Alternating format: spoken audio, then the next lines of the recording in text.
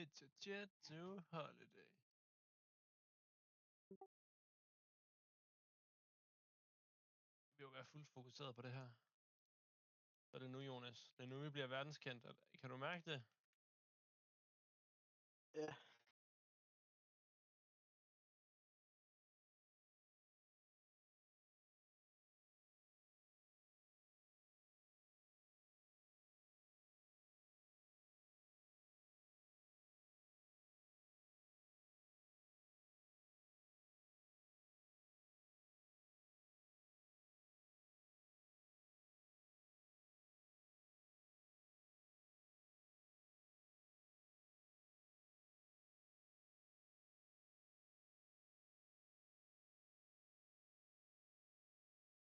Nå, vi er startet, eller hvad?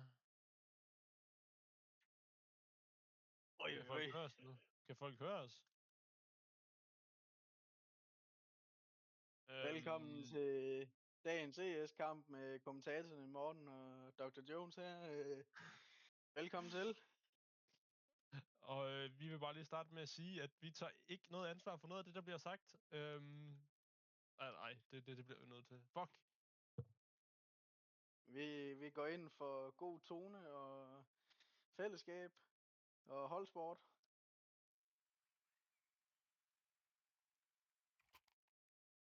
Morten, sig et eller andet for fanden. Chokoladekage. Jesus Christ.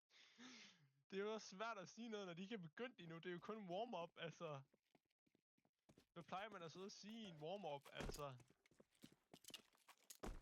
Altså, kan vi få nogle stats på de der hold der, så vi kan snakke omkring, hvor de ligger hen rankmæssigt, altså? Jeg tror, han er død.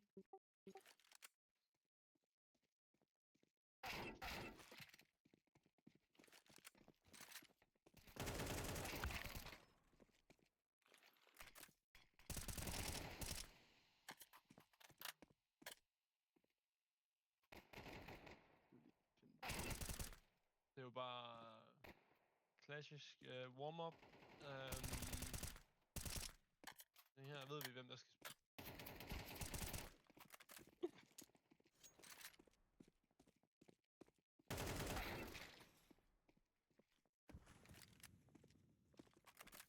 Okay, jeg får det at vide i min høresnegl her, at Shadow Kings ligger rank 3, og Crystal Penguins ligger rank 2. Så det vil sige, at det er en kamp om... Det er pigeons. Fuck! God start. Cut! Nå, vi får en liste på det eller andet. Vi får nogle nice headshots her, må man sige, fra Brand af. Det ser godt ud. God start. Han har brændt det meget. Stop dig selv. Og vi skal nu til første runde. Morten, hvem tænker vi vinder første runde her? Jeg gætter på Shadow Kings. Tror jeg bliver nødt til at sige, nu har vi ikke rigtig noget stats på... jeg har i hvert fald ikke rigtig kigget på Crystal... hvad hedder det nu lige? Pigeons endnu. Så det bliver spændende at se, hvordan de klarer sig på første runde her på Nuke. Ja, det bliver spændende. Bare så ligner det, at de løber outside her. Ja, de pusher outside. Sammen med de har to, der står single door. Det kunne godt være en. En ude på main. De får simpelthen... de får to. Lightness får simpelthen en. Lightness får en, men han falder simpelthen i faldet sammen med Brand. Og Flawless bliver HS'et. Ja, de er ved at overtage. De planter... Ja, nej, det er fake. Nej, det er en bombe ned, drengen. De planter. Det her. Vi har en høj her. Han hopper det simpelthen ned. Det er simpelthen en close en, det her. De er begge to meget low. 1v1. De fuser simpelthen her. Kan Little få den? Ja, han stikker den. Nej, hvor er det sådan. Nej, hvor er det simpelthen trist, at han ikke når det. Tæt på. Så spændt på at se, hvad de gør her.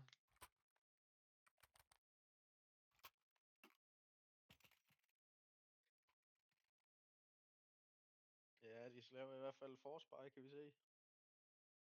Ja, det gør de i hvert fald på alle Lige undtagen siden laver de Jernbro. et forspray. På alle undtagen Jernbro. Han har simpelthen ikke Ja. penge til andet. Og De løber simpelthen de løber 3 mand outside igen, simpelthen. Og så har vi en, der løber lobby her. De får en outside, simpelthen. Med en død AK brand, de får. Godt skudt af brand. Se her, hvad prøver de på her? De kæmper stadigvæk simpelthen for den udenfor. Det ligner, det Ja, bliver noget B. Ja, de prøver at snige sig ned under her.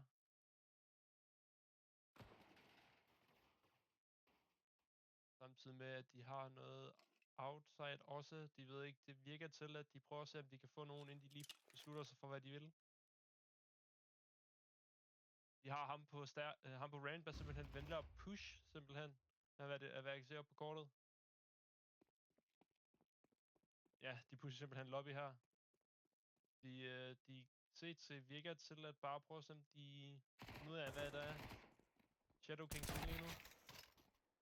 De får simpelthen... Nu dør simpelthen outside her, kan vi se. De pusher B nu, ligner det. De er inde på B-side nu, der bliver plantet. Han er inde nede foran der. Brande får simpelthen ikke kongen hen. Godt skud. Men Jernbro dør simpelthen, men Brande er der simpelthen til at pick up, men Brande dør efterfølgende. Han bliver skuddet.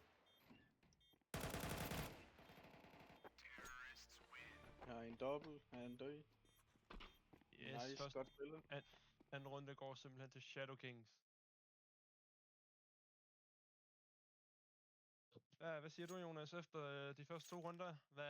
Hvordan tror du, det vil ende ud for det?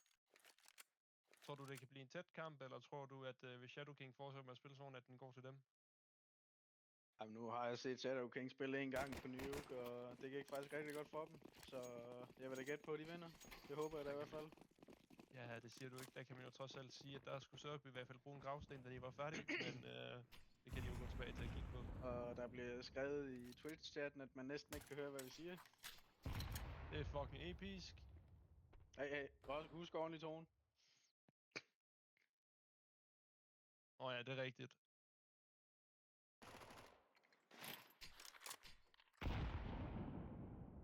Hvor her, de ved ikke lige umiddelbart, hvad det er, de vil lige i øjeblikket. Shadow Kings prøver... En man outside, 4 lobby. Jeg tror, de prøver en A her. Det kunne godt ligne det.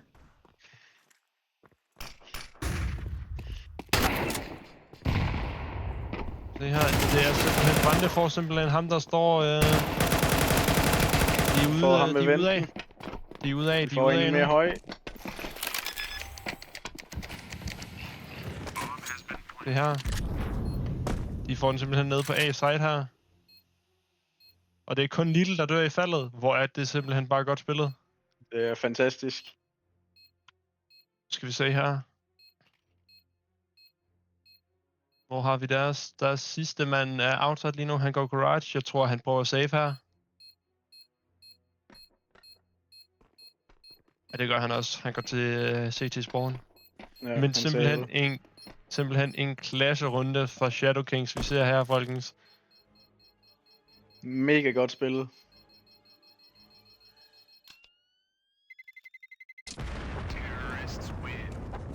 Jeg tror simpelthen, at... Der er så 2-0 til Shadow Kings nu. 2-1, mener du? Var det ikke det, jeg sagde? Nej, du sagde 2-0. Ja, damn. Ja, damn. Jeg er talblind. I hørte det her første gang, folkens. Jeg er talblind. No cap. Nå, vi ser her, okay, de ender simpelthen med, at hvad jeg kan se her, så er det kun ligesom Jackal 3D, der laver et buy her på CT-siden. Resten kører simpelthen pistol round.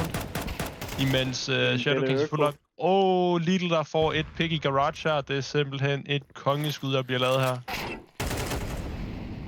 De prøver... Patreon prøver simpelthen kan push lobby her, men får han simpelthen ikke lov til. Og Flawless, der simpelthen bliver headshottet af... Jernbo, der simpelthen får en. Godt sgu da Jernbo. Patriots. Der var en bag ved ham.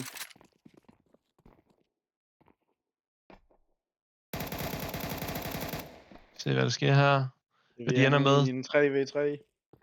Jeg tror, de ligner- prøver en outside, ligner det. Vi har en, der holder... Der er en, der holder under lige nu. De får simpelthen ham vendt. Lidt friendly fire der. I kan se her, hvad sker der her? Hvad sker der her? En, der Nej, pusher rampen. Brønder dør simpelthen og får i faldet for. Okay, Brande får simpelthen Petrels, der står ramp. Hvor har vi sidste mand hen på CT? Han står også ramp. Får de, når de får pumpen ned, eller skal de bare gå efter killet? De prøver simpelthen at lave plantet her. Det er Brande og Little tilbage, og Little han dør, men får pumpen ned. Så har vi igen en 1v1. En her, der bliver simpelthen smukket double doors her. Brande vælger simpelthen at snige sig igennem, og han får killet. Var det godt skudt.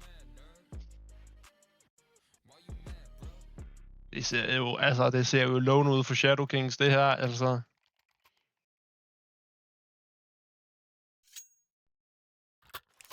Må vi lige se noget her engang.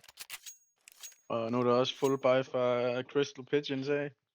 Ja, det er jo nu, det bliver interessant, hvis man kan sige det sådan, fordi det er jo nu, begge hold, de har full buy. Det har det ikke været de sidste par runder.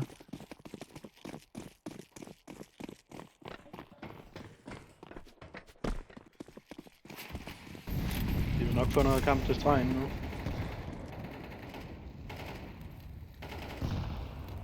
Det tror jeg simpelthen også. Det bliver jo spændt at se her, hvad de ender med at gøre. Vi ved jo, at Shadow Kings er meget gode på nuke her. Det har de i hvert fald bevist en gang før, at de er gode til at tage outside control. Ja, det beviste de i hvert fald mod Sørby.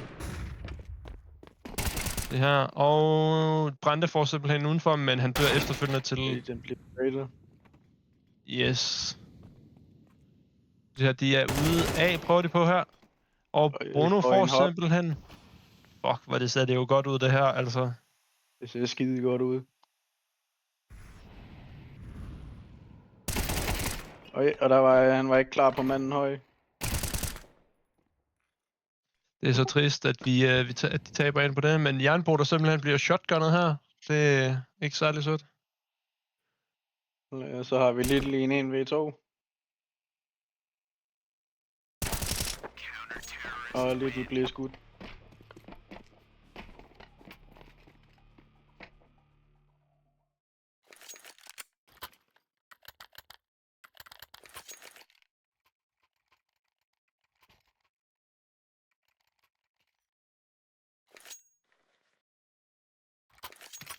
Får lidt blandet køb over på T-siden. Har 3 AK og nogle teknik og en deagle.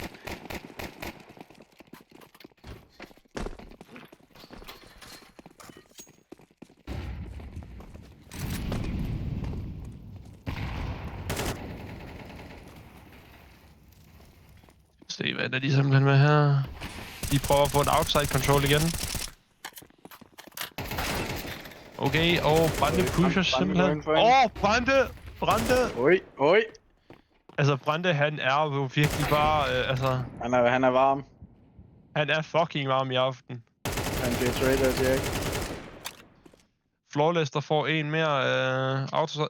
Ikke outside, hvad fuck er det nu, man kalder det? Det kan jeg fandme ikke huske. Morten, den der gode tone. Undskyld.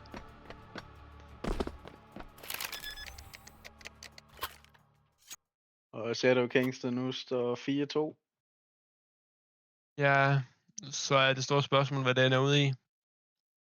Om Shadow King laver et forspil, eller om de simpelthen vælger at tage en pistol round.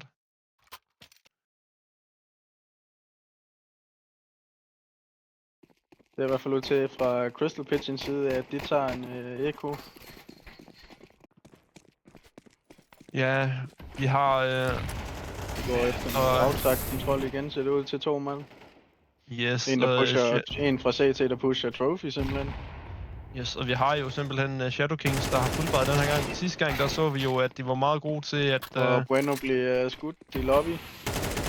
Yes, det var det, de var gode til på deres sidste Echo. Det var, at de var simpelthen gode til at push lobby, 3 mand, og se, om de kan få noget på det. Og det fik de simpelthen her. Her fik de Bruno på det. Men Nu ryger Flawless på outsiden.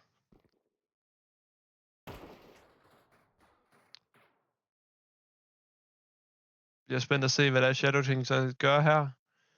I forhold til det. I ved, at Crystal Pigeons, de har en trophy... Nej. B-side ligner... Nej, det er trophy room. Han går ned ramp nu. Og så har de simpelthen en på A-side her.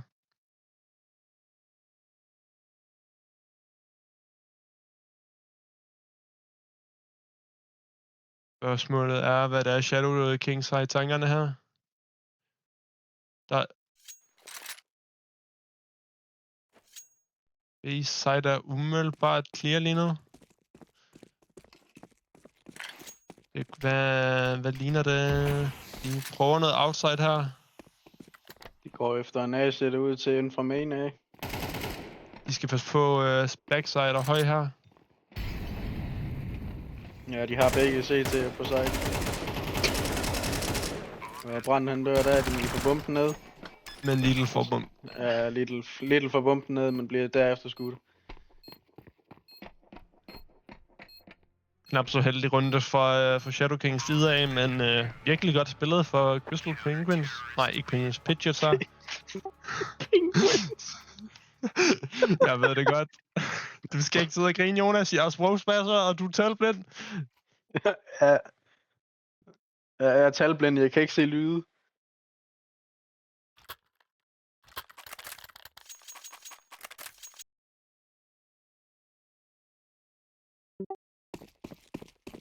Lidt blandet bare over på T-side. Flawless med har fået op og frem nu.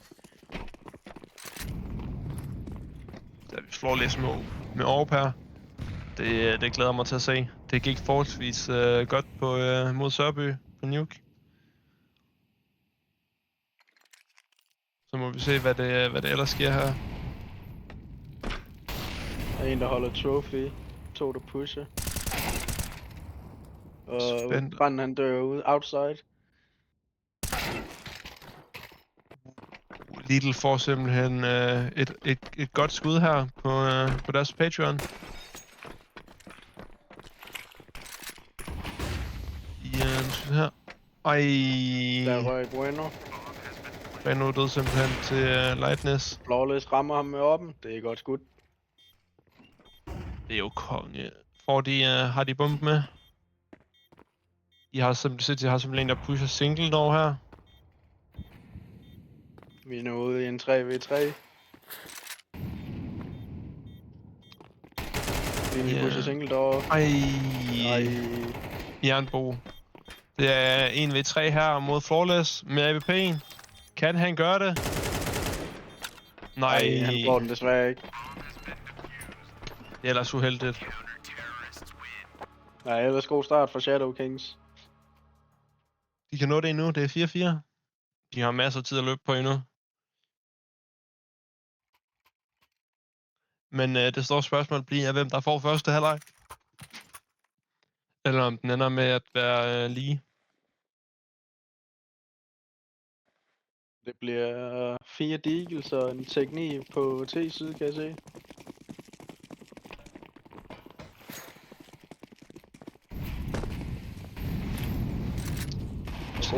God nade damage. Og de får Lidl på en nade. Dejligt Lidl. Nu må jeg gå i Rema 1000 i stedet for. Nå. Han skal nok have nogle panodiler måske. Han har vildt ondt i hovedet. Ja. Se hvad Shadow Kings finger på her. Det ligner, de prøver at få noget outside control igen. Det er Flawless dør outside her. Det er knap så heldigt.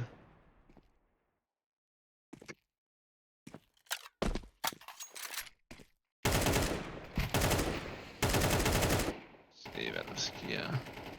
Jeg tror Nej. Brande dør udenfor, men Bruno trader. Bruno, der simpelthen får en mere med deal. Det var det for at se. Altså, det er jo smukt at kigge på. Ej, Bruno dør simpelthen efterfølgende, og det gør Jan på også. Ja, det var ellers godt spillet. De Shadow King gjorde, hvad de kunne.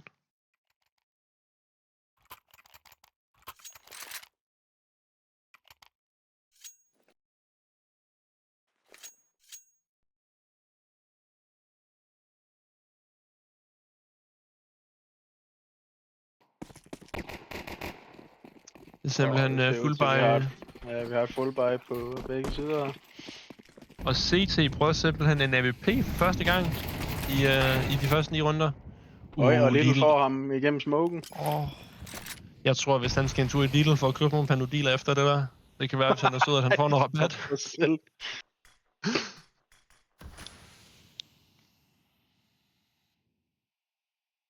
Så skal de bare hente noget Crystal Penguins, altså få noget rabat.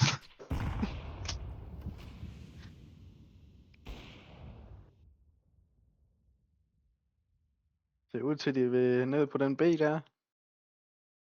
Ligner det. De prøver at se, om de kan få noget B her.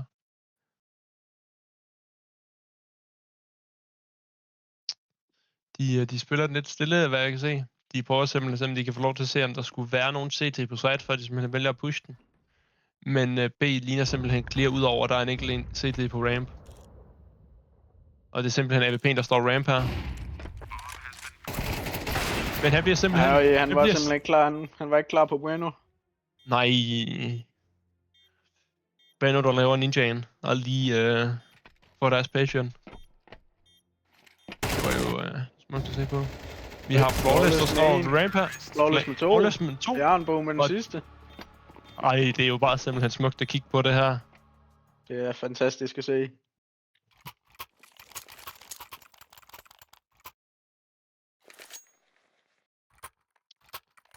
To runder tilbage før halvleg. Spørgsmålet er, om det bliver en 6-6, eller om den ene af højre siderne får lov til simpelthen at få en 2-round advantage, når der er swap. De går outside igen her. Shadow Kings, de prøver at få outside igen. Det er jo sådan, det plejer at være. Det må jeg næsten til at sige efterhånden. Men de er fandme ikke gode til det.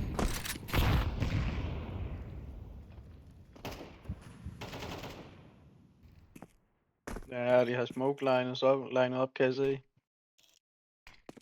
Det ligner, de prøver at komme ned B her, via Secret. Ja, det ligner noget B.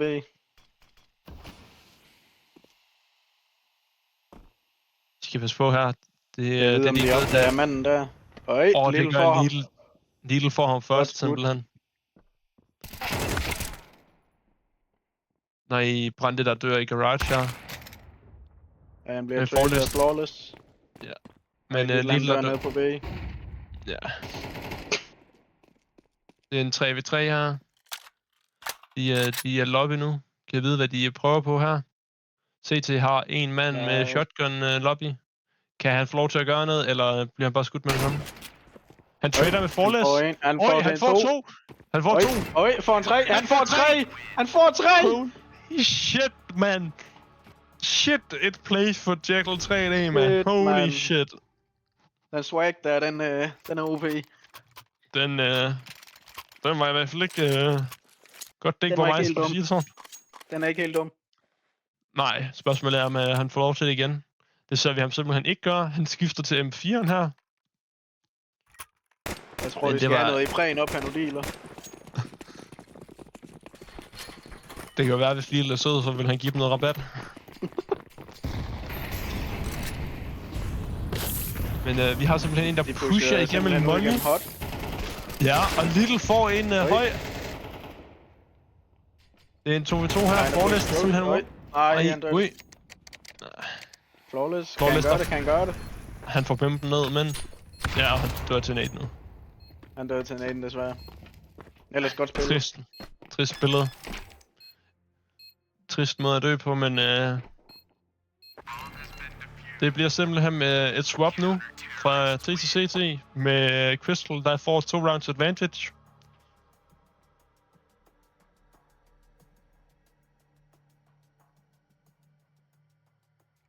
Det er simpelthen Jernborg Lidl, der er sammen med Flawless, der ligger på toppen. Smukt at kigge på.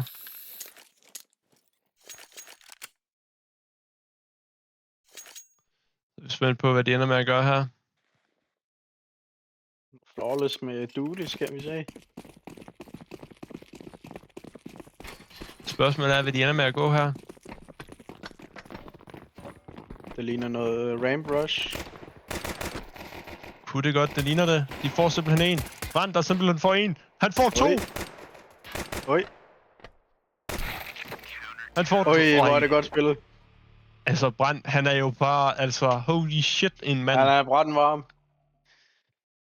Det siger du ikke, altså. Hent pulverslukkeren.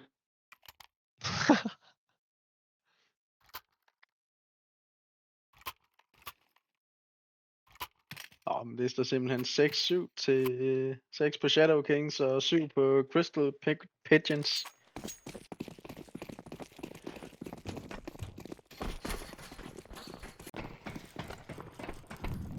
Vi har simpelthen 2, der går høj. 2 outside. Og Brand han får en outside.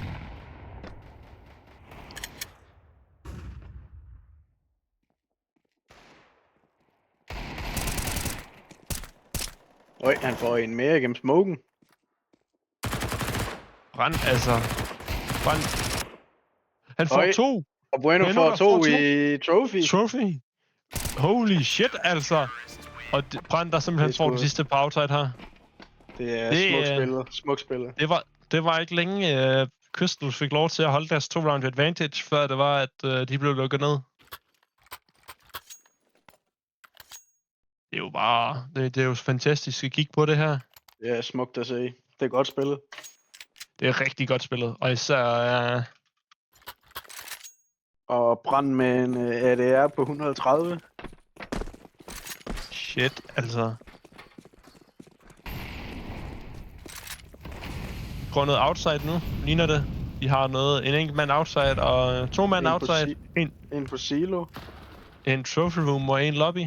Kan jeg vide, de prøver, han får simpelthen at få ham, der står... Og Bruno, det er en god flash. Det er en god flash. Det siger du ikke, og Bruno, der simpelthen får et pick. Og Brand, der får en outside. Det er en 5v2, en 5v3 her. Ej, det er også godt skudt op for siloen af. Det var det.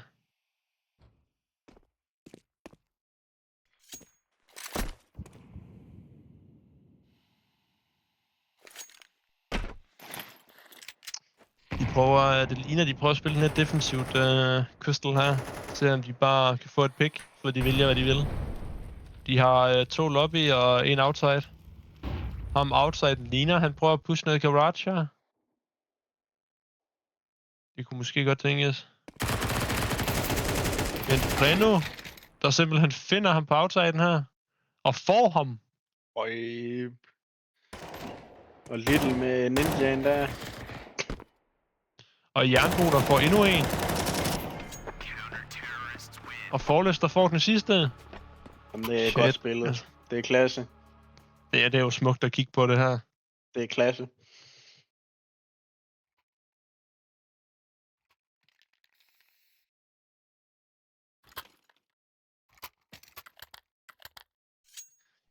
Og det ligner, det er pistol-upgrades på T-side.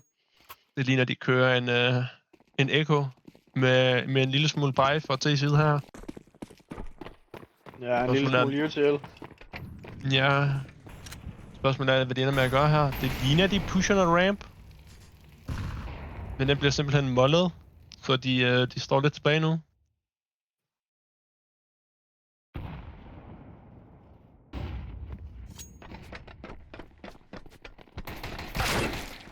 De bliver pushet Flawless, der simpelthen dør til et push her på ramp. Nej, hvor er det sådan. Bruno, der får 2. De er nede B-side her. Det er godt spillet af Bueno. Det er rigtig godt spillet. Ej, Bueno får 3. Der får endnu en. Bueno får 3 simpelthen. Lille, der får endnu en. Ej, det er skide godt. Det er en 4v1 her. Han bliver simpelthen pushet sidste mand. Han får simpelthen over for en Little, men han dør i jernbrug. Han har jagtet ned.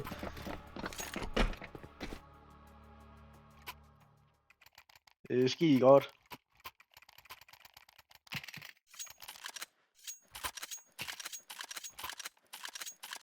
Og Shadow Kings, der simpelthen står 9-7 nu. Den er simpelthen turnet i gang. Det gik fra at være Crystal, der har 2 round advantage, til at det simpelthen er Shadow Kings, der fører nu. 9-7. Det er jo smukt at kigge på, altså. Spørgsmålet er, at nu har vi simpelthen et full buy for Crystal. Spørgsmålet er, hvad det ender med at gøre. Lad os se, om de kan vende den rundt. Og Bruno, der får en på ramp her. Det er godt spillet. Det er rigtig godt spillet. Det ligner, de prøver på noget outside her. Ja. Der er en nede i Secret i hvert fald. Noget squeaky og... Lidl, der simpelthen får en. Brande, der får en. To der. Jo, det tror jeg. Jernbo, der også får en.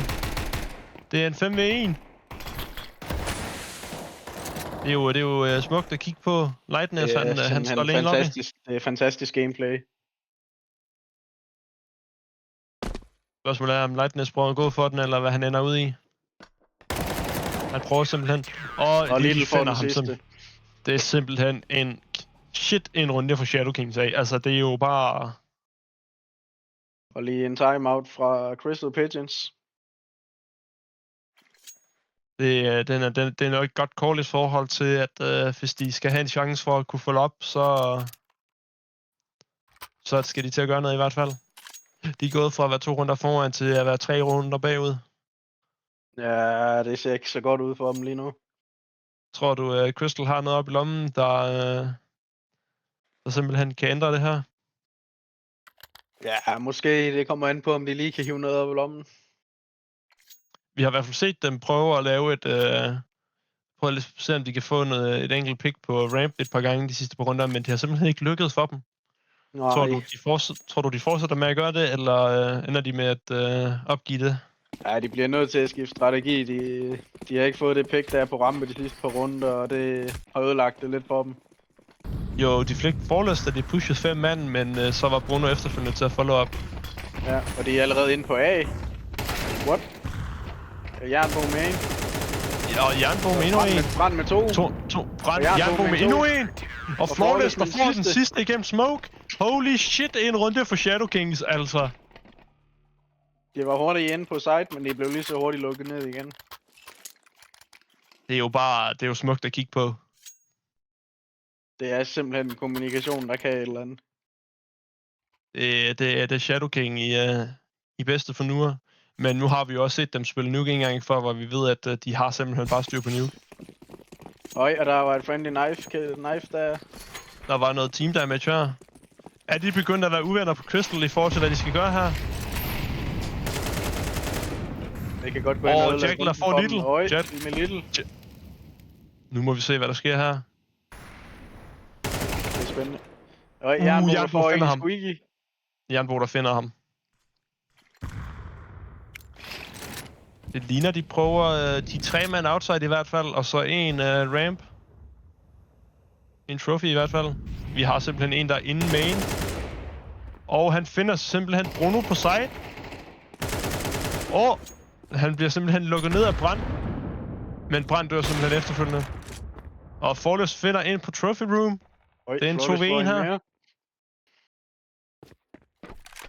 Jeg ved, hvad der kommer til at ske her. Flawless, der simpelthen pusher med AVP'en på trophy. Det samme gør Jernbo. De prøver simpelthen at push lobby her. Kan han gøre det? Får han et pick eller dør, eller... Han bliver fundet af Flawless. For ham. Altså, det er jo bare smukt. Altså...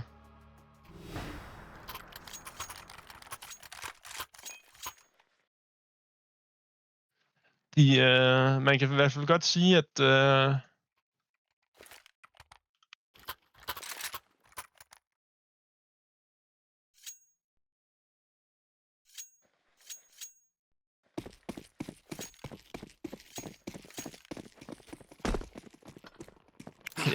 altså, jeg tror i hvert fald, Pidgeot skal til at ændre sig, hvis de skal have en mulighed. De er gået fra at være 200 bagud til at være 500 bagud.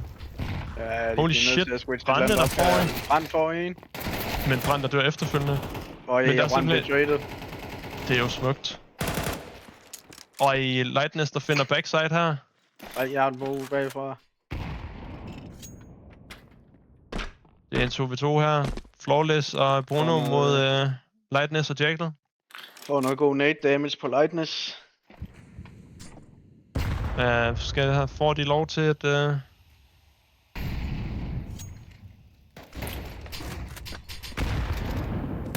gør det simpelthen... Finder de ham? Og en hopper ned i venten. Lander simpelthen B her.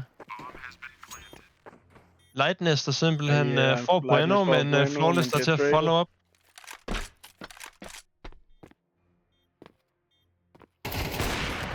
Og Flawless der får den sidste. Holy shit, Oj, altså. hvor er det godt. Det er jo bare smukt at kigge på det her.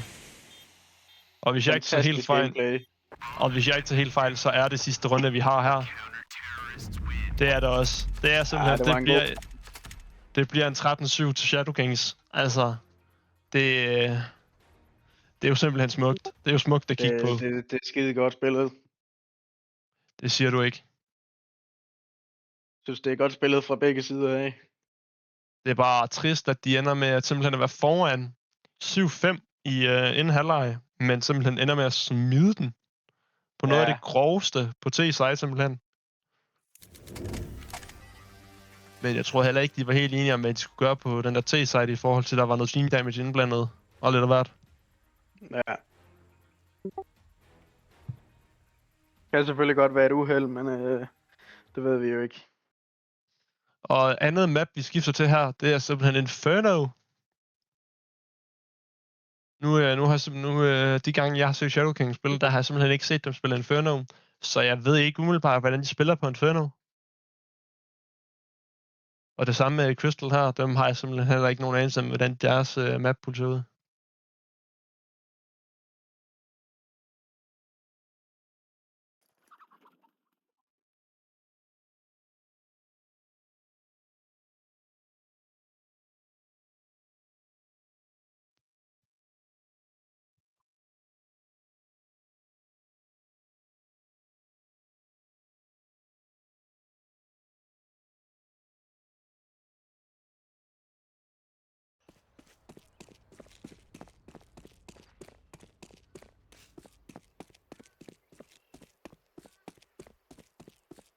Vi er simpelthen røget over på Inf.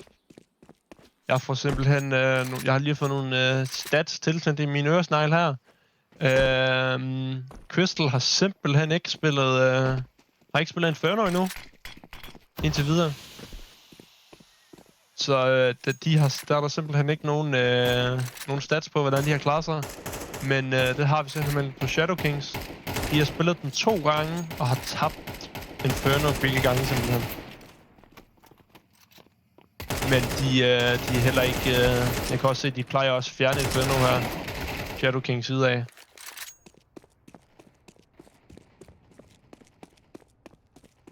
Så spørgsmålet er, hvad den er ude i her. Ja, det bliver spændende at se.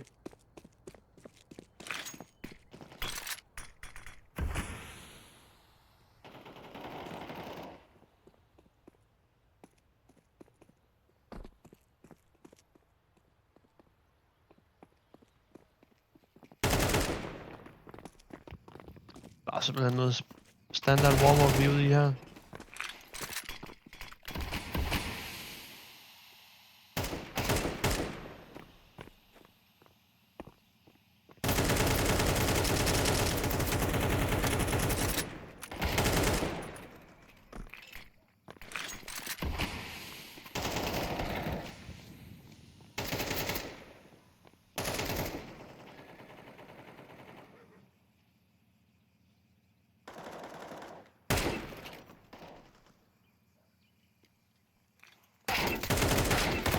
Ja, jeg har godt set det.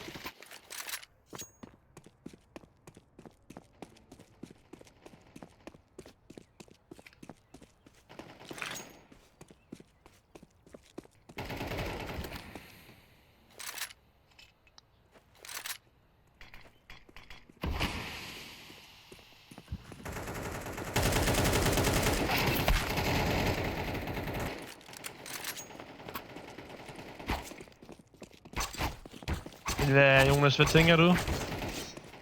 Har du en fornemmelse om efter sidste map, hvordan de klarer sig på... Ja, nu har jeg aldrig set Shadow King spille Inferno før, eller Crystal Pigeons, så jeg synes, den er lidt svær at bedømme. Det vil jeg give dig ret i. Og umiddelbart, som jeg nævnte før, så har Shadow King simpelthen kun spillet Inferno 2 gange og har tabt begge gange, mens Crystal Penguins overhovedet ikke har spillet det. Ja, jeg vil sige, det bliver et spændende map så. Det tror jeg også. Fordi man kan jo sige, at Shadow Kings godt nok har I tabt, men de kender mappet i forhold til, at Crystal Pigeons ikke har spillet mappet overhovedet. Nej, det er rigtigt. Jeg så ikke spillet den her sæson. Men spørgsmålet er, om det er noget, de har spillet på, hvad skal man sige, inden kampene og så videre. Det er jo ikke rigtig godt at vide. Det ved vi jo ikke. Nej, det kan jo godt være, at de simpelthen har spillet den til træninger og så videre, og simpelthen har lagt op til, at de skal til at spille den. Men de har bare ikke fået muligheden endnu. Nej, det ligner, det bliver noget B-rush her fra Crystal Pigeons.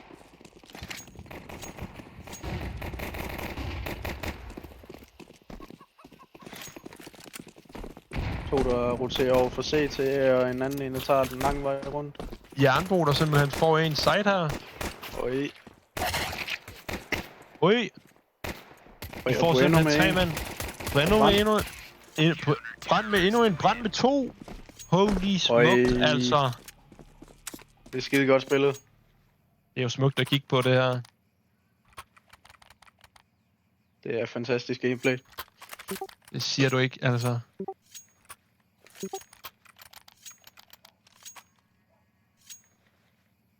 Det er jo bare, altså, det er jo fantastisk at kigge på. Og Crystal Pigeons her med et par teknikker og en deal.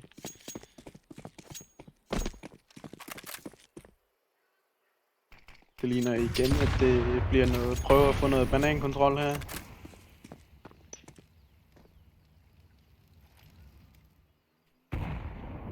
De prøver simpelthen prøver at få noget midtkontrol, kan jeg se. Yes. Men de har ikke helt givet op på B, kan man se. De har simpelthen en mere, der rotater banan her. Spørgsmålet er, hvad de prøver på. For Crystals side af. Okay, sidste mand for Crystals roterer simpelthen også banan. De bruger util på B nu. Der bliver simpelthen smoket CT. Og det bliver mollet backside. Der kommer en roterende nu fra CT, eller se hvad det bliver. Brande, der simpelthen får et pick, men bliver traded med Jacken. Og han bliver så traded med Flawless. Flawless en mere, Jernbo. Det er simpelthen en 2v1 med Lidl her. Får Lidl en. Lidl får en. Finder en Church. Finder ham simpelthen Church her. Sidste mand for Pidgeots er simpelthen banan. Hvad har Lidl tænkt sig at gøre? Han smider en volley og prøver at lave et fake defuse. Og det virker simpelthen. Hvor er det godt skudt. Hvor det er jo simpelthen bare smukt spillet fra Lidls side af, altså. Det er 2-1 til Shadow Kings her. Men du ikke 2-0? 2-0. Det burde være, det mig, der er talblind. Det tænker jeg ikke, vi skal snakke om. Det kan være, den er blevet rundt nu. Jeg tror bare, vi begge to er talblind her.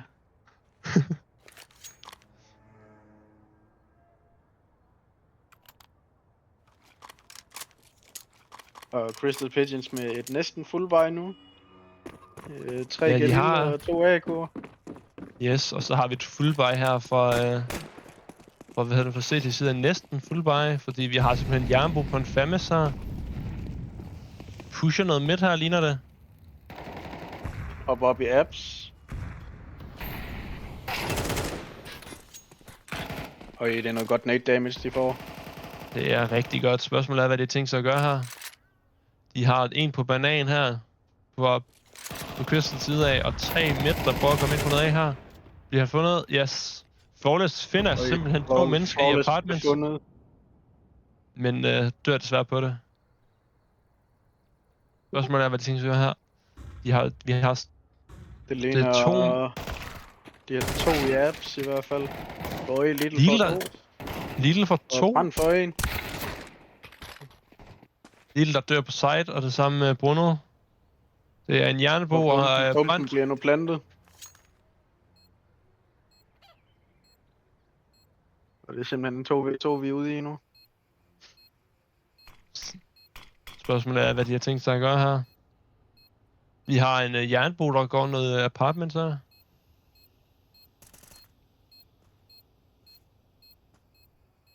Ja, og de har og i Jernborg ryger desværre til ham i pitten.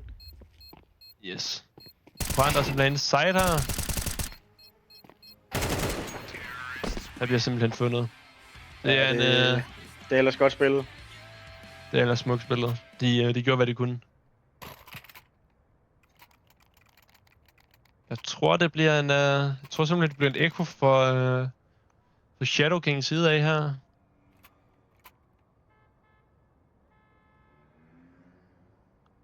Ja, 2 MP9 og en M4 og en Deagle og en 5.7 og lidt use til, kan jeg se.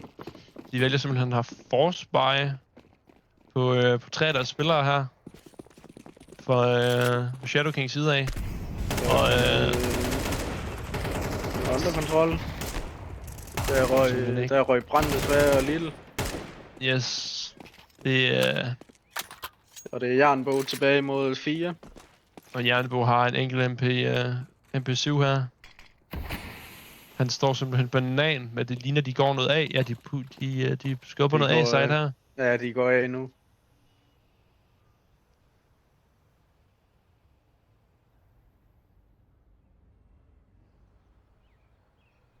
Og Jernbo kommer snigende ned.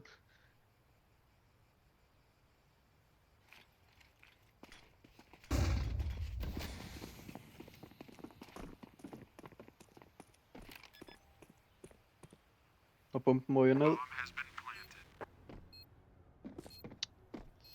Jeg tvivler på, at Jernbo kan gøre noget, men han giver i hvert fald ikke op. Spørgsmålet er, om man har mulighed for at få et enkelt pick eller 2, inden han simpelthen dør. Det er simpelthen en mand med en drøm her. Hvis han bare kan gå ind og tage et enkelt pick fra dem og ligesom smadre deres økonomi lidt mere. Så er det jo bare perfekt. Han kommer simpelthen ned her, men bliver han fundet, eller når han har fundet en, mens de løber væk? Han får en. Jernbo får simpelthen lightness her, men det bliver efterfølgende traded. Der står simpelthen 2-2 nu.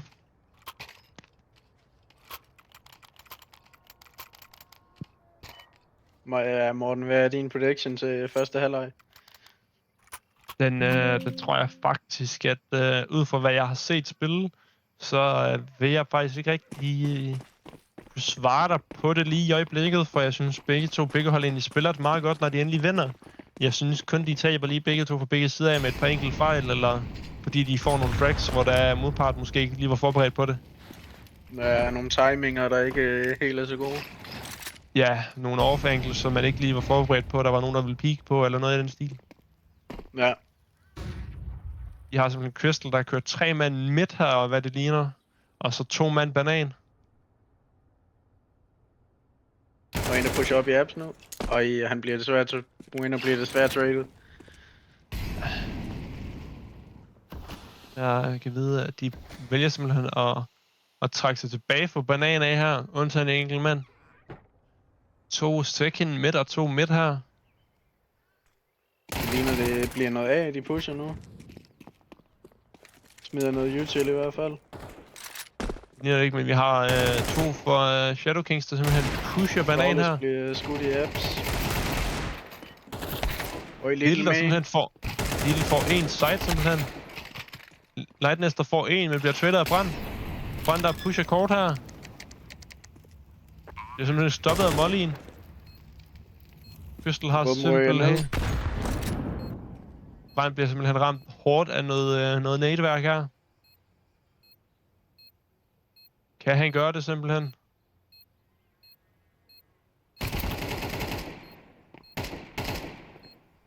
Han ved, der er en side nu, og en, der er længere opad. Nej. Og Brand, der bliver skudt. Det er ellers skide godt spillet. En ting må man da, eller Skibrand, han tog den i hvert fald til sidste skud. Ja, bestemt.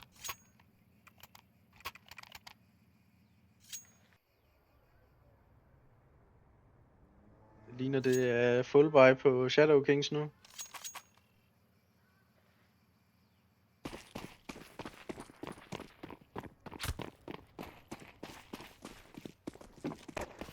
Det tror jeg, du har ret i.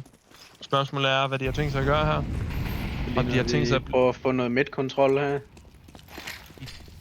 det ligner Crystal prøver at få noget banankontrol her. Jernbo, der bliver ramt af en molly, men så vælger simpelthen at bruge en smoke på det. Brand, der bliver ramt af en nade. Det er god nade damage fra Crystal Pigeons af.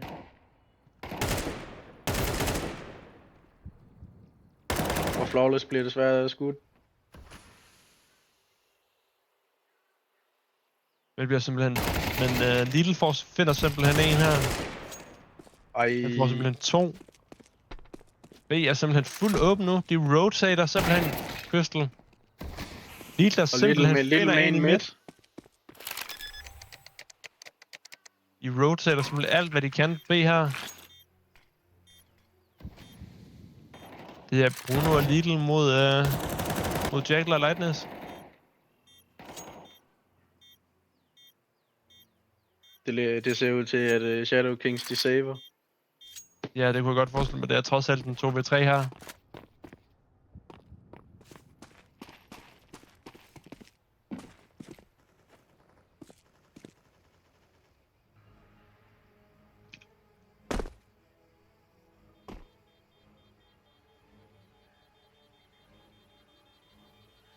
De prøver simpelthen bare, at Shadow Kings laver bare et save her, simpelthen.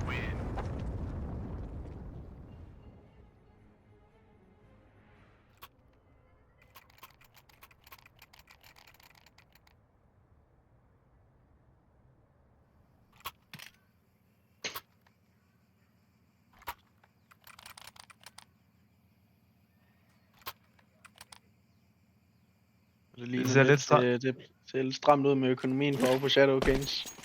Ja, der står trods alt 2-4 lige i øjeblikket. Det ligner simpelthen, at de prøver at push. De pusher simpelthen midt her. Shadow Kings ligner det. De pusher simpelthen second midt her.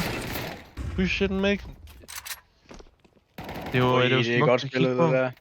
De får lavet nogle trades her, og de lige lader den ene slå ryger, og de får simpelthen 3 mand på deres push. Spørgsmålet er, hvad Crystal har tænkt sig at gøre i øjeblikket. De har en, der løber B.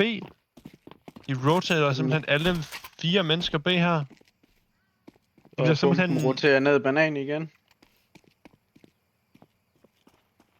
Spørgsmålet er, tænkt sig, hvad der er Shadow Kings har tænkt sig at gøre her. De deler sig simpelthen op, kan man se. Umiddelbart så ligner det, at Crystal ved, at A-side det er clear. Umiddelbart er, hvad de kan se.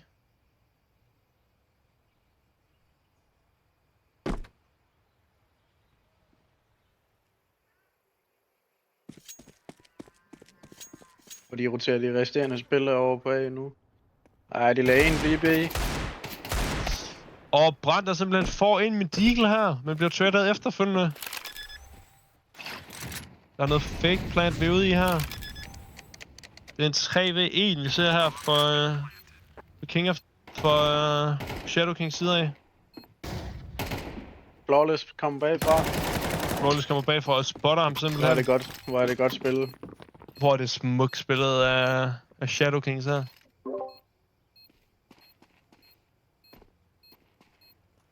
Det er jo fremragende at kigge på. Det er fantastisk at se.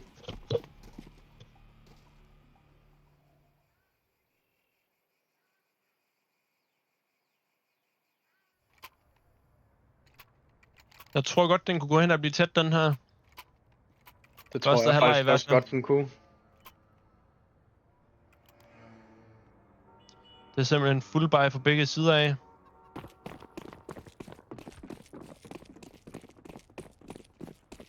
Og Crystal Pigeons har taget over dem ud nu.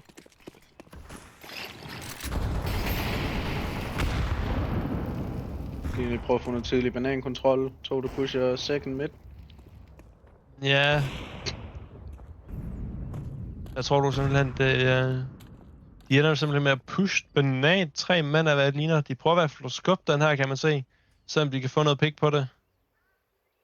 Jeg har fået noget mere map-kontrol på det. Ja, det ja, bliver simpelthen smukket ind nu, kan man se af Jabo. De har simpelthen Ja, bomben, der kommer med det her. For helvede, Jonas. Amon. Altså, det er jo skabt til at gå galt, det her, altså. Det er det. Det er den dynamiske duo. Det er jo det, man plejer at sige, altså. Vi har simpelthen 2 apartments her for Crystal side af. Det ligner bare, at de prøver at spille for noget map control her i Crystal. Se om de kan få lov til at få et pick på en af sidesene, der gør, at de kan få lov til at push. Og Shadow Kings roterer en Freja over på B nu.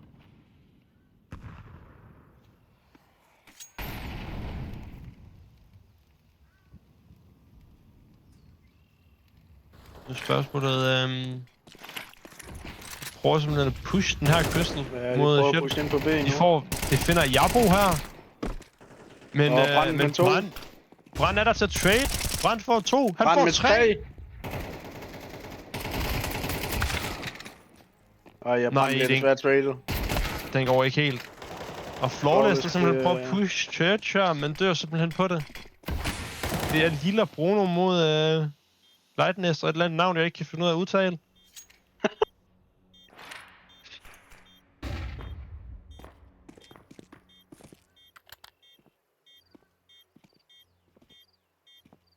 Spørgsmålet er, hvad vi er ude i her. Ja, de har en backside i hvert fald. Og ikke Molly ham ud. Det er jo smukt.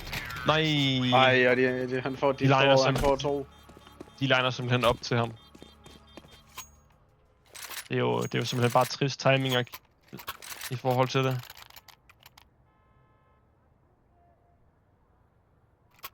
Crystal Pigeons foran med 2 runder.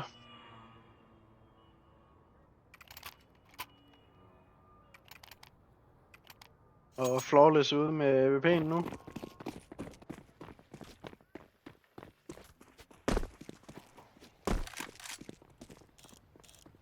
Kan han få et pick på midten? Og han rammer den. Det er fandme godt.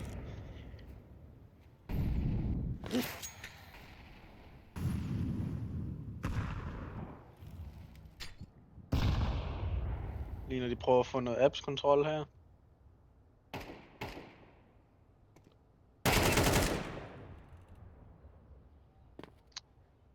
Flawless på VP'en her igen, ser vi simpelthen.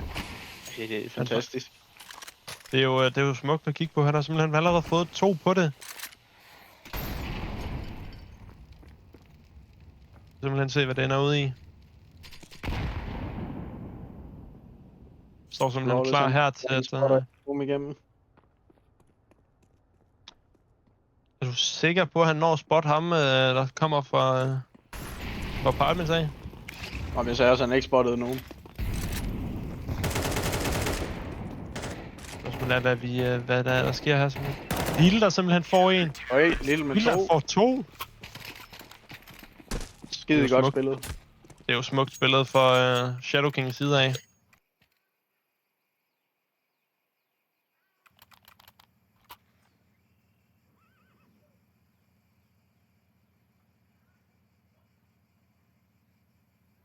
Og det ser ud til, at det bliver et save over fra Crystal Pigeons af nu. Et par upgraded pistoler. Og lidt util. Man kunne ikke... altså, de har jo også haft nogle rigtig, rigtig gode runder op til. Men det er ikke gået deres vej. Ligner de pusher en banan her? Rigtig god nade damage der. Shit, noget util damage vi ser her. Og Brand med en. Brand der finder en simpelthen.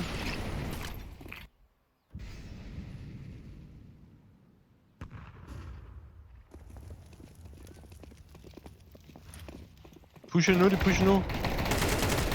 Får en. Brand får en, men dør efterfølgende. Og Jabo der også får en for CT i side af. Det er simpelthen en 3v2 her.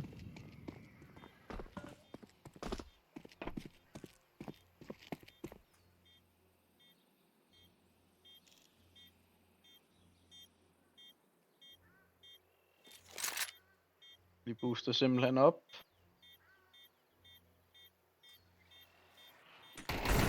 Spørgsmålet er, hvad det ender med at gøre her. Lidl simpelthen... Og Little med 2. Lidl får simpelthen 2 mennesker fra Church Det er af. smukt.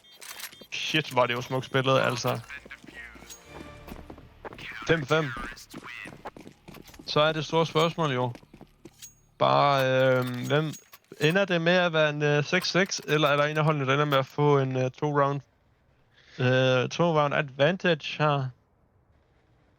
Hvis jeg skal være ærlig, så tror jeg, at Shadow Kings de kommer til at vinde med halvlejen med 7-5. Jeg tror faktisk, den godt kunne gå hen og stå lige i en halvleg. Det kunne måske godt tænkes.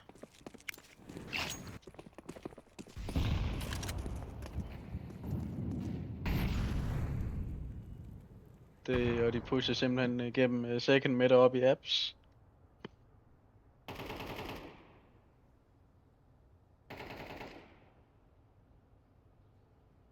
Prøver at pushe noget apps her, ligner det. En spiller er i hvert fald i gang med at rotere over for B, ja. Og det er flawless på AWP'en.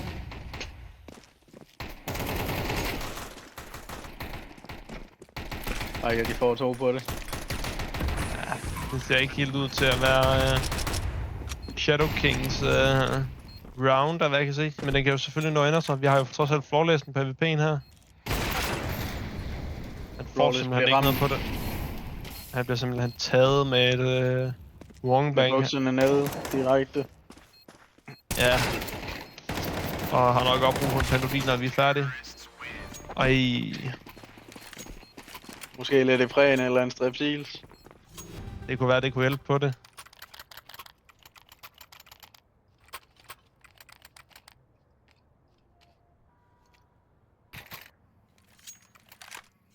Nå. 5-6. Ja, det er nu det afgørende. Får Shadow Kings muligheden for at oplige den til 6-6 inden halvlejen, eller skal de spille 2 runder bagud? Altså, vi så jo på sidste map, at selvom de kom 2 runder bagud, så var de stadigvæk... de får brændt, men bliver trailet. Ej, hvad sker der simpelthen her? Hun er brændt, dør simpelthen både midt, men også second mid.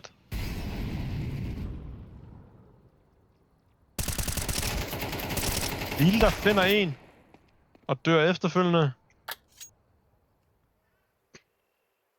Nu er vi ude i en 2v3. Det er en 2v2 her. Vi har Flawless på B-side med AWP og Jarbo med fra midt af her. Ej, den er uheldig, den der. De ender med at rotate her. Ja, de ved, den sidste mand er B. Ja, den er ikke helt god. Får Flawless på en på midt her. Han bliver godt nok ramt af Mollys for det helt store guldmedaljer lige nu. Jeg tror sgu... Og de kommer simpelthen hen og får bomben ned.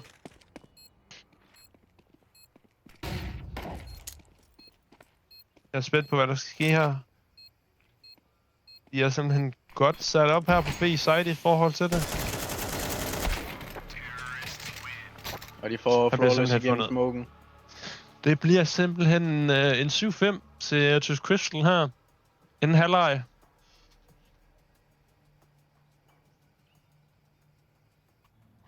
Det giver en god kamp til stregen. Det siger du ikke.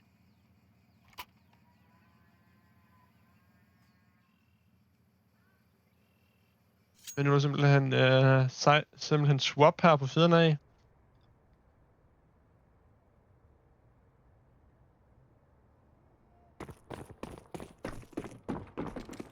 Men på at se, hvad de ender med at gøre her. De har simpelthen 4 mennesker, der pusher second mid. Og Jarbo, der simpelthen bare tager den direkte lige på.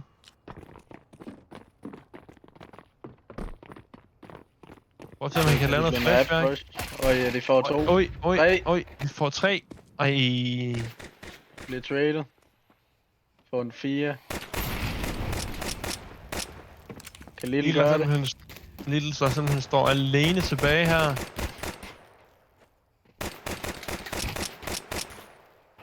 Little der finder en. Spørgsmålet er, har Little en... Hvad er Little med at gøre her? Little får 2. Han har fået 4. Kan Little få acet? Og Little får Little med et ace. Fuck, hvor er det Little får simpelthen en fucking ace, altså hold kæft, hvor det er smukt at kigge på, altså. Det er simpelthen top dollar, det der. Det siger du ikke, altså. Det er jo bare smukt at kigge på. Skide godt spillet af Little. Det siger du ikke. Altså. Så ligesom vinder hele runden rundt imod alle odds. Det er jo bare smukt at kigge på. Og Shadow Kings med lidt opgraderet våben nu. Et par Mac-10 og en Galil og en AK. Siger du ikke? De pusher simpelthen banan her. Brænde der simpelthen trader med Bruno her. Det er kun Jackal 3D tilbage på B-side her. Ender de med at trække sig tilbage, eller? Hvad er det ude i gør?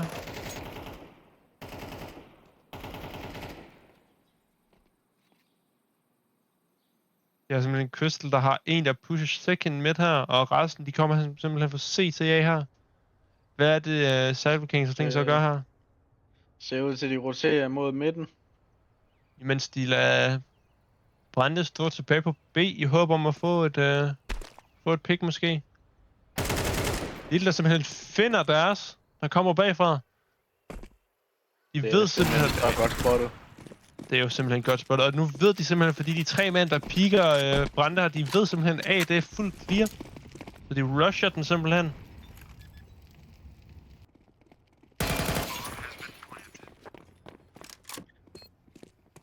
Ja, det er uheldigt. Lille der simpelthen spotter 2 mand på kort her. Little og Flawless, der bliver skudt. Det er jo det er Jarbo tilbage. Simpelthen noget util damage, vi ser her. Det har simpelthen ikke nogen betydning. Jarbo, han dør simpelthen. Det er ellers det er trist at kigge på, men... Det er ellers godt spillet. Siger du ikke.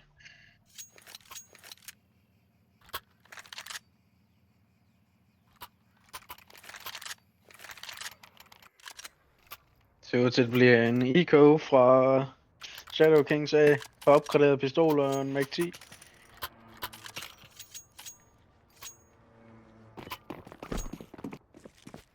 Vent på, hvad der kommer til at ske her.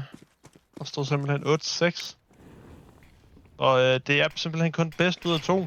Så der er ikke nogen map. Der er ikke nogen map bedst ud af et eller andet. Så der er ikke nogen decider efterfølgende. Så spørgsmålet er, om det faktisk ender med at være en 2-2, eller... Oj, det er godt skudt. Oj. Flawless trailer. Flawless detonator.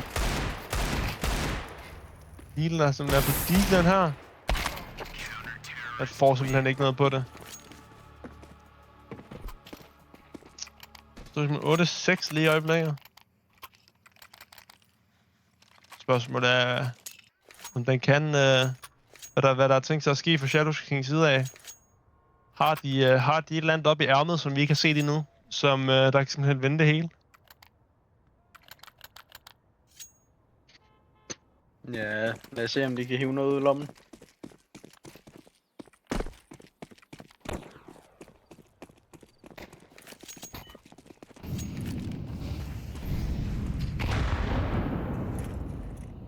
Ser ud til, at de går efter både noget banan midt og second mid kontrol. 2 mand op i apps.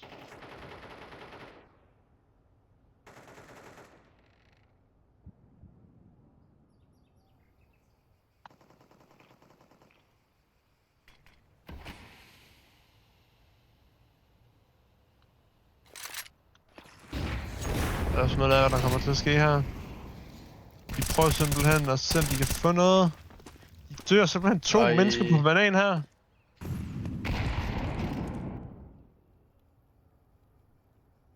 Lille der bare står og venter på et moment. Jeg tror desværre ikke, at vi ser ham få det her. Nej, han bliver mollet op i F, så han trækker sig tilbage. Spørgsmålet er, hvad Shadow King har tænkt sig at gøre her.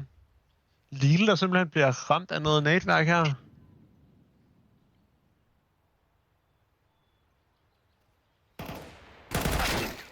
Har de... Og Bruno, der dør på korten. Renault, der simpelthen bliver fundet.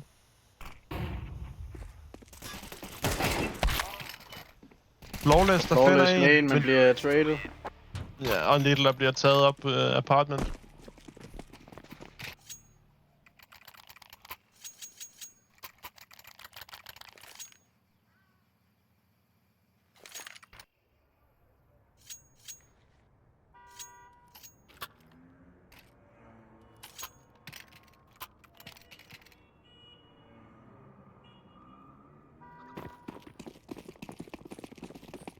Det bliver bare et par opgraderede pistoler her fra Shadow Kings. Ja, der står trods alt 10-6 her. Og de pusher simpelthen. De pusher banan her. Jabbo, der simpelthen finder en. Det er finder med. De får 2 mand her. Lille, der får endnu en. Kan de få den? Lightness, der simpelthen kommer og er hurtigt til at pikke et kill op.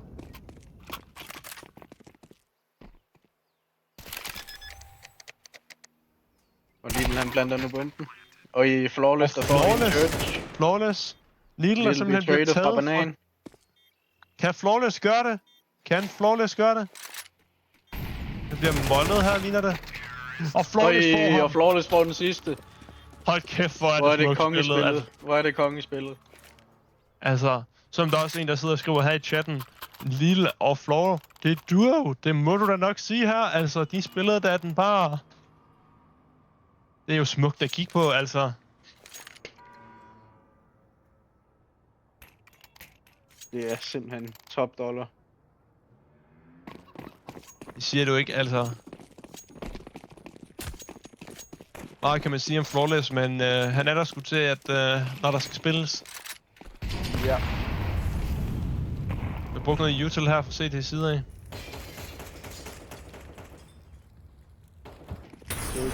Se til de pusher noget apps. Det kunne det godt være. De får simpelthen Bruno på det. Der bliver nakket i apps. Bruno, der simpelthen dør på det. Og brændt. Spørgsmålet er, hvad de har tænkt sig at gøre her.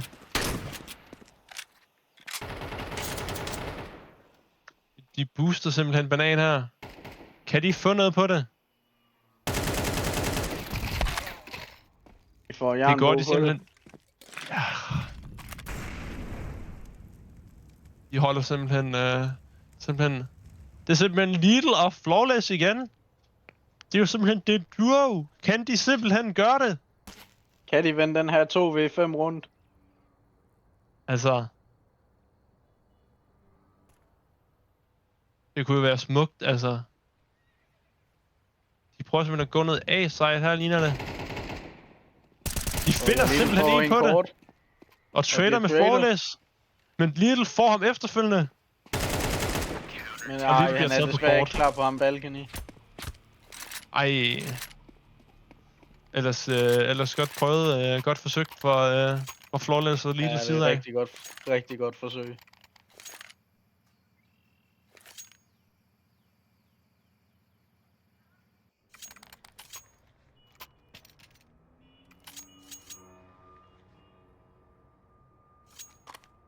Spørgsmålet er, at vi ser en lille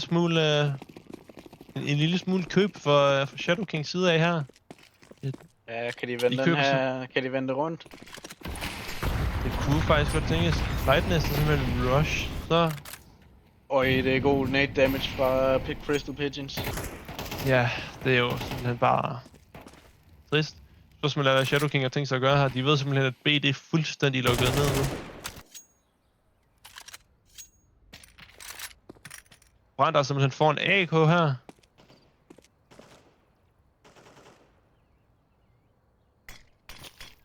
Lille og Flawless, der er forholdsvis low her. Kan de gøre det? Lad os se, om de kan komme op og få fat på den her der. får de mulighed for det, ellers... De smoker simpelthen noget langt her. Pusher simpelthen igennem langt. Lightness, der finder en. Han finder to, han finder to, han finder tre. Nej, hvor er det fedt at se. Og han dør simpelthen, og Brandt der simpelthen dør til en nade efterfølgende. Ja. Holy shit, altså. Det var simpelthen Lightness' dag, altså moment of the day, kan man vel godt kalde det. Og vi har nu match point til Crystal Pigeons. Siger du ikke? Altså, man kan i hvert fald sige, at Lightness spillede den godt. Han var...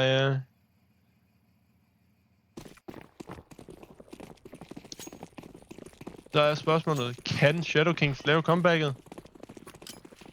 Ellers er det for den her gang? Eller skal vi ud på et tredje map? Det er der desværre ikke. Det er det bedste ud af to. Så der er ikke nogen map decider. De dør simpelthen 3 med kort her. Jabo der simpelthen får Lightness her på lang. Kan jeg nå for den sidste? Og jeg må kan han ikke. ikke. Det er altså, hvor det trist spillet ellers. Det var ellers godt forsøgt. Meget kan man i hvert fald sige, at det var i hvert fald godt spillet for begge hold side af. Ja, det var men, det. En ting vi i hvert fald har bekræftet endnu en gang efter dagens kamp, det er, at Shadow Kings, de har simpelthen bare styr på nuke. Det er der ikke nogen tvivl omkring. Ej, de er virkelig, virkelig gode på den nuke der. De har virkelig styr på deres positioner og smokes og lineups, helt lortet. Det siger du ikke, den skal de simpelthen blive ved med at spille. Ja, de skal virkelig holde fast i den nuke der. Det skal de helt bestemt.